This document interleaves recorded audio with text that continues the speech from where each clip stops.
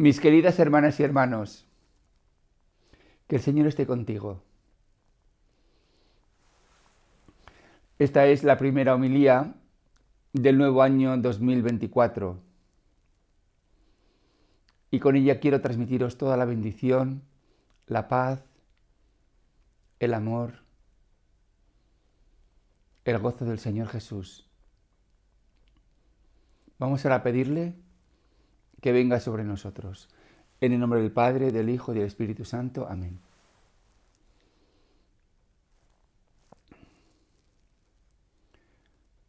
Inúndanos de tu Espíritu, Señor,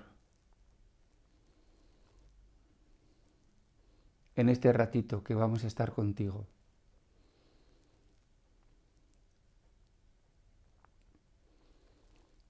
Llénanos de tu amor.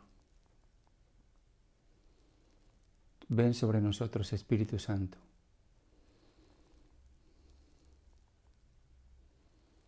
En gozo, calma,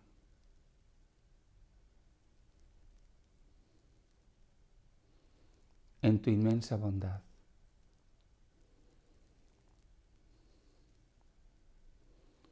Sosiega nuestro espíritu.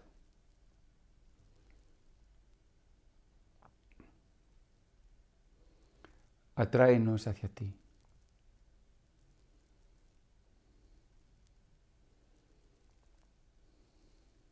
Amén. Aleluya.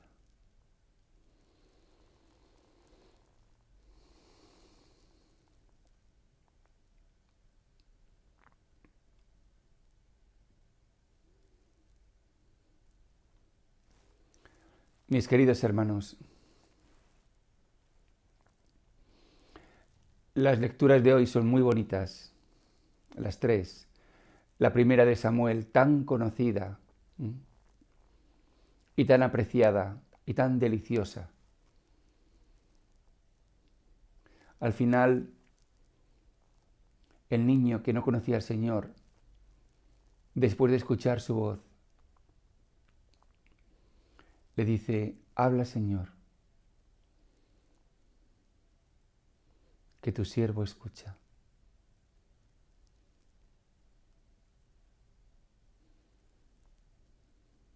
Lo mismo le decimos ahora a nosotros. Háblanos, Señor, que estamos atentos y te queremos escuchar.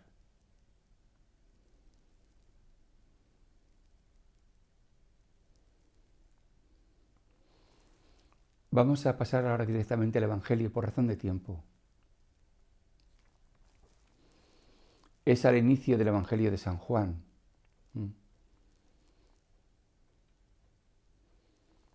Y como sabéis, pues hay dos discípulos de Juan, que son otro que se llama también Juan, el del Zebedeo, y Andrés, que oyeron que Juan Bautista introducía a Jesús y le llamó: este es el Cordero de Dios. Entonces, movidos por el interés, pues estos dos hombres se acercaron a Jesús y Jesús les miró y les dijo: ¿qué queréis? ¿Qué buscáis? Señor, ¿dónde vives?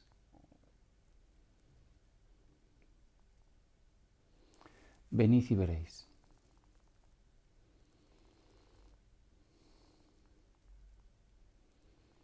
Al cabo de un rato, Andrés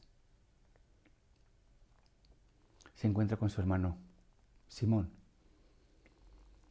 y le dice: oye, Simón, que nos hemos encontrado al Mesías, al Cristo. Entonces Pedro también acudió.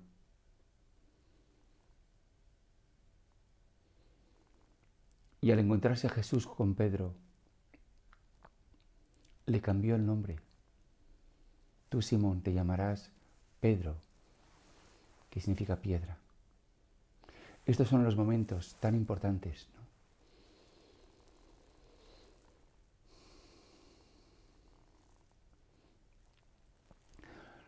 Yo lo que quiero hablaros hoy, en referencia a este Evangelio, es que se nos habla del discipulado. Es decir, que hay dos hombres que buscan a Jesús porque quieren ser sus discípulos.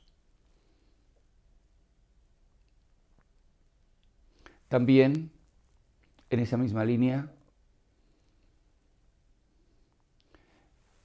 este encuentro de estos hombres con Jesús es el inicio del camino espiritual. Todo esto es tan bonito, tan santo, tan precioso.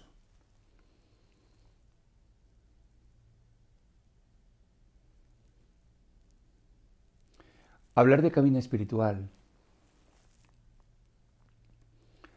es pensar siempre en Abraham, nuestro padre en la fe. El camino espiritual es el paso de la oscuridad a la luz, de la mentira a la verdad, del pecado, del mal a la santidad, de la tristeza al gozo, de la enfermedad a la salud.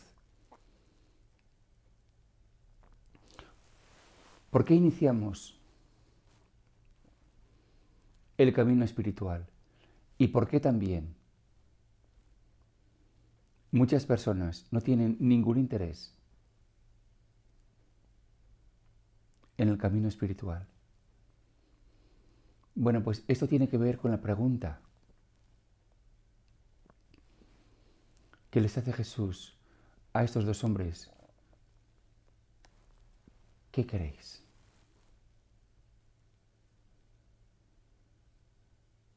Porque esta misma pregunta nos la hace Jesús también a ti y a mí. ¿Qué buscas? ¿Qué quieres? La pregunta, en aquel contexto, se puede entender como algo inmediato, ¿no? Jesús se da la vuelta y ve a dos personas que le buscan. ¿Qué queréis? Por supuesto. Una pregunta a una situación muy concreta, pero también, por supuestísimo, que en la pregunta podemos entender un largo alcance. ¿Qué buscas en la vida?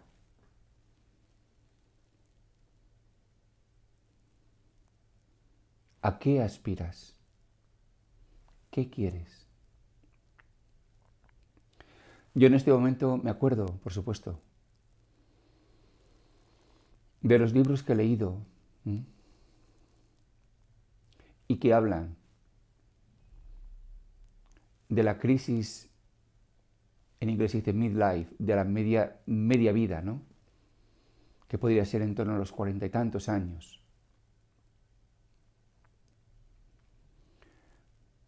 Estos libros definen a esta crisis como una situación que experimentan las personas, hombres y mujeres, tal vez más hombres. Cuando uno es joven, en torno a los 20 y tantos años, pues quiere alcanzar una serie de objetivos que básicamente tienen que ver con dos grandes áreas, ¿no? Las relaciones. Sería buscar una pareja, un hombre, una mujer, esposo, esposa, compañero, compañera, y establecerse con ella, fundar una familia, tener hijos. Ese es un mundo. Otro área es el área, pues, de los objetivos, de los logros profesionales, de negocios, llamémoslo como queráis. Ser alguien, ser importante. Entonces eso se establece, como digo, pues en torno a los 20 años, ¿no? Cuando uno empieza a ser adulto y uno trata de buscarlo y de conseguirlo. Si Jesús preguntase a la gente ordinaria, ¿qué buscas? Pues te dirían, bueno, pues busco trabajar o tengo interés en ser o en seguir esta profesión. Busco una novia o un novio, quiero tener una familia. Entonces la vida continúa y las personas tratan de conseguir sus logros. Pero viene la crisis de la mediana edad, que se define básicamente por una cosa: profunda insatisfacción. Esa sería la expresión, la palabra. Y fijaros, lo paradójico es que se sienten insatisfechos tanto los que han conseguido sus logros como los que no. Los que no han conseguido pues una relación estable, que se han divorciado, que no tienen pareja, que no tienen familia, evidentemente se sienten insatisfechos por no haber logrado los objetivos. Pero es que también, y este es el tema, los que han logrado sus objetivos, que lo tienen todo, que tienen familia, un buen trabajo, una buena posición, también se sienten insatisfechos porque se preguntan, bueno, he conseguido todo lo que buscaba, ¿por qué me siento todavía como que me falta algo? ¿Por qué me siento como que me falta algo? Esta típica insatisfacción es característica de esta crisis de la mediana edad. Bueno, pues es posible que estas personas, desde su insatisfacción, escuchen la voz de Jesús que les pregunta,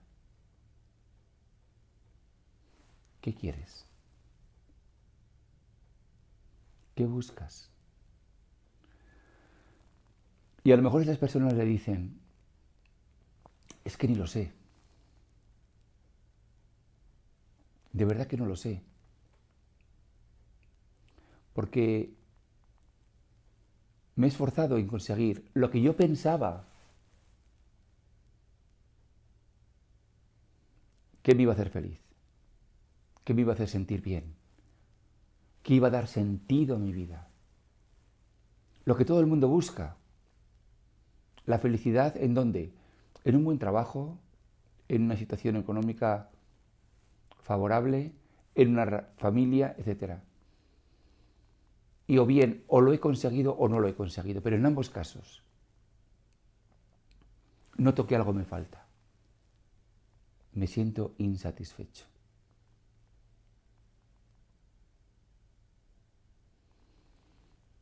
Los discípulos le preguntan, ¿dónde vives?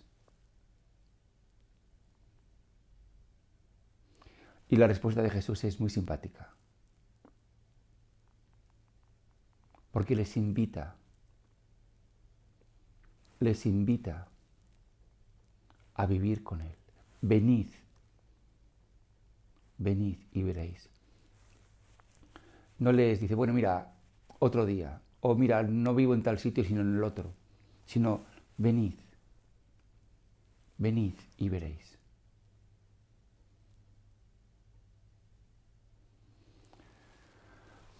Esto todo es muy simbólico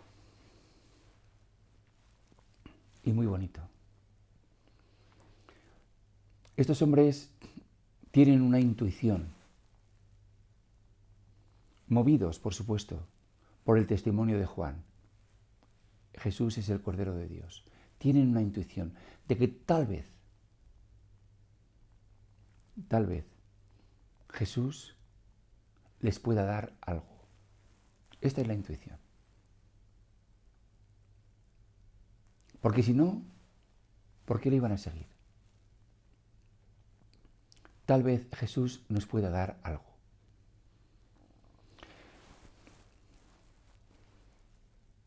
Y buscan a un maestro. Buscan a un maestro. Esto es tan importante. ¿Por qué? Porque tú y yo hemos crecido en la vida con una sensación de estar perdidos, de necesitar ayuda, de que no somos capaces de conseguir lo que queremos. Una sensación de fragilidad, de impotencia. Fijaros, hasta ahora no he hablado de pecado, porque me parece que hablar de pecado es trivializar las cosas.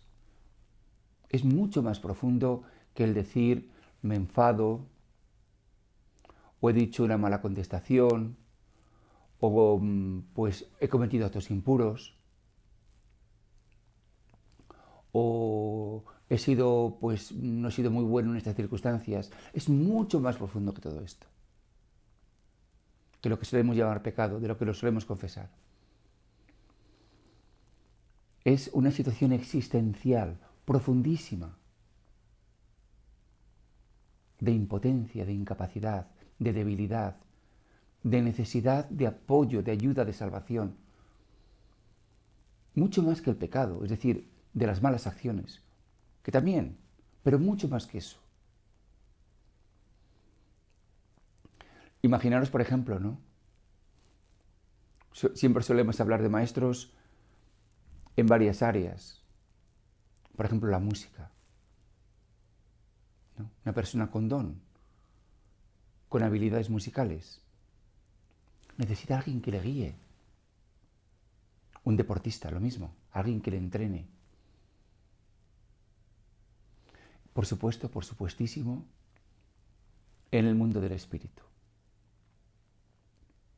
En el mundo del espíritu.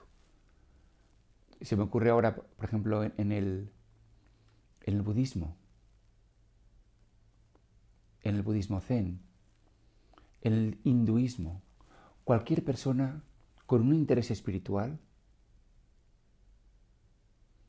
necesita absolutamente encontrar un maestro. ¿Por qué? Porque el maestro sabe más y te va a apoyar y te va a guiar. Y aunque tú sepas muchas cosas de ti mismo, hay cosas de ti mismo que eres incapaz de ver. Tus propias ilusiones, tus propias fantasías. Necesitas un maestro.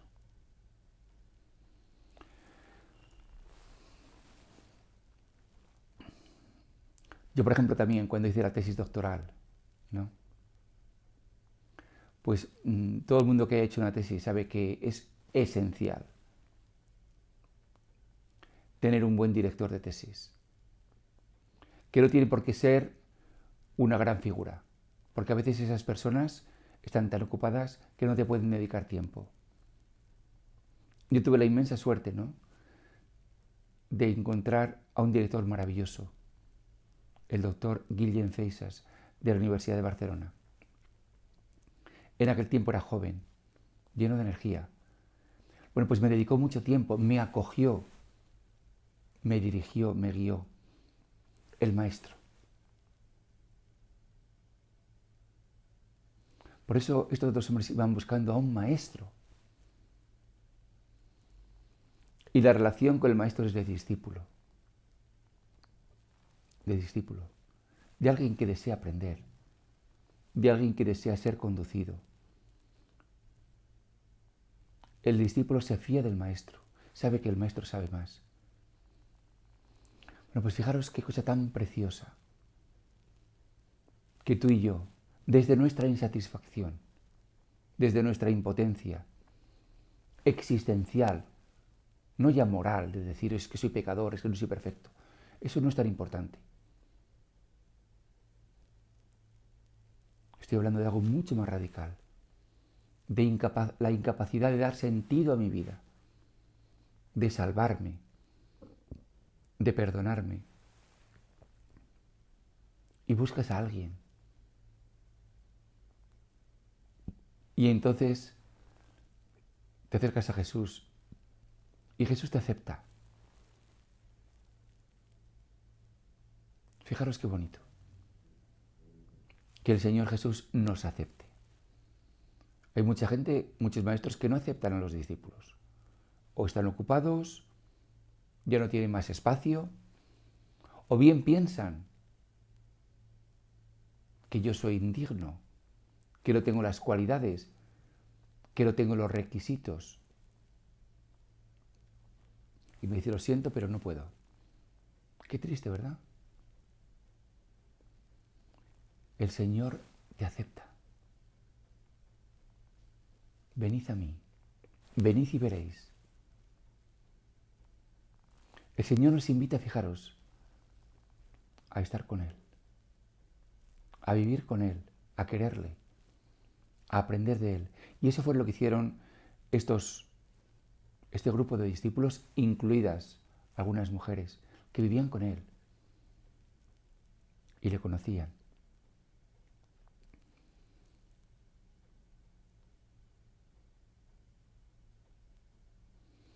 Y después de esto, imaginaros,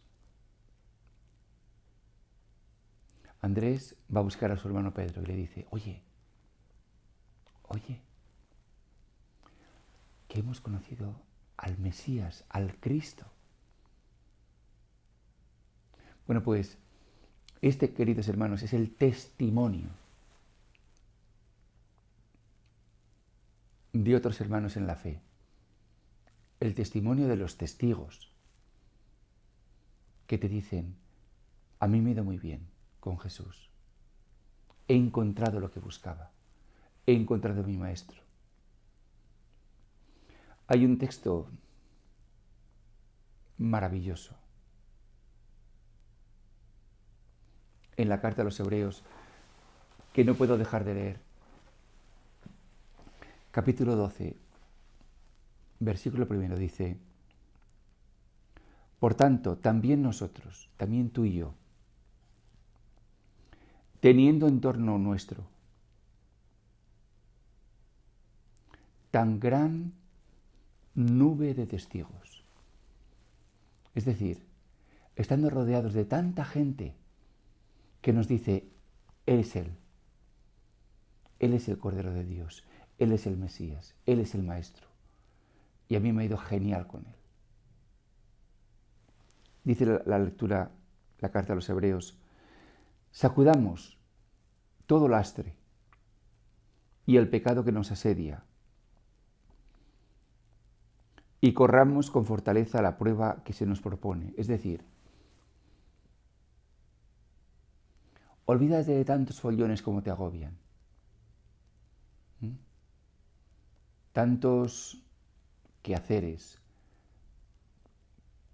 tantas dificultades, tantos rollos. Olvídate y fíjate en que tienes delante de ti algo muy importante. Y a continuación dice, fijos los ojos en Jesús, el que inicia y consuma nuestra fe. Esta es la esencia de todo lo que quiero deciros. Que este camino espiritual, y esta yo creo que es la diferencia entre el cristianismo y el budismo. El Buda, el iluminado, ha encontrado el camino a la liberación, a la iluminación. Y te lo indica. pero te dice, todo depende de ti. A partir de ahora, todo depende de ti. Y es cierto que el Buda sigue siendo muy importante. Por eso los budistas hablan de 3 tesoros. El Buda, Dharma, es decir, la ley, y la Sangha, la comunidad. Eso no se puede negar. Pero la labor de Jesús, el papel de Jesús, es infinitamente más cercano, más cálido. Él deja, Él permite que fijemos nuestros ojos en Él. Él te dice, ven conmigo, sígueme. Ven conmigo, sígueme. Déjalo todo. Es una invitación casi de novia a novia. Casi. O sin casi. Porque Él espera esa inmensa intimidad con nosotros. Quiero que seas mío. Quiero que seas mía. Quiero que lo compartamos todo. Y eso es lo que vivimos en la Eucaristía. Nunca ningún maestro espiritual ha dicho, tienes que comer mi carne, tienes que beber mi sangre. Es decir, tú y yo tenemos que estar profundamente unidos. Esta es la unión a la que nos invita Jesús, el Maestro. Y fijaros que la mayor gloria del discípulo es tener a un gran maestro. Por eso la gente habla con mucho orgullo de su maestro. Mi maestro tal, mi maestro fue este filósofo o este doctor. También se utiliza la palabra mentor. Y lo incorporas a ti mismo, ¿no? Ese orgullo de tu maestro. Pues fijaros, Jesús mismo dice, no llames a nadie maestro, porque vuestro maestro nada más es uno. El Cristo.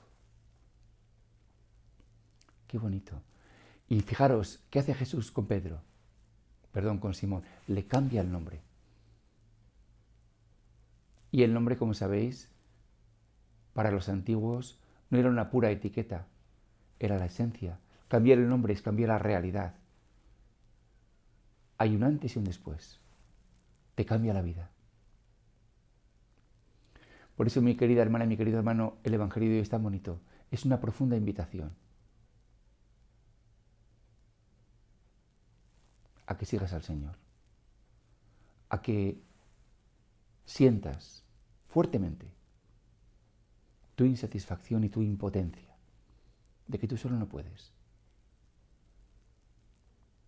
Y que corras a Él y le digas, Señor, y Él te diga, ¿qué buscas? ¿Qué quieres? Y ya sabes la respuesta. Tú le dirías, pues te quiero seguir. ¿Dónde vives? ¿Dónde estás?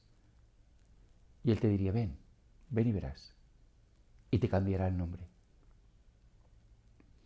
Y a partir de entonces, fijos tus ojos en Él, no en ti mismo, no en ti misma, dejándote llevar. Aunque a los ojos del mundo y a tus propios ojos a veces puede ser ridículo, puede ser una pérdida de tiempo, puede ser una equivocación. Pero hay una gran nube de testigos que te dice que no, que le sigas, que fijes sus ojos en Él, que Él te va a llevar. Mi querida hermana y mi querido hermano, no hay nada más hermoso que esto. Jesús es mi Señor y mi Maestro, y yo soy su discípulo, y por eso me alegro tanto, y me gozo en Él. Aleluya. Que el Señor te bendiga. Amén.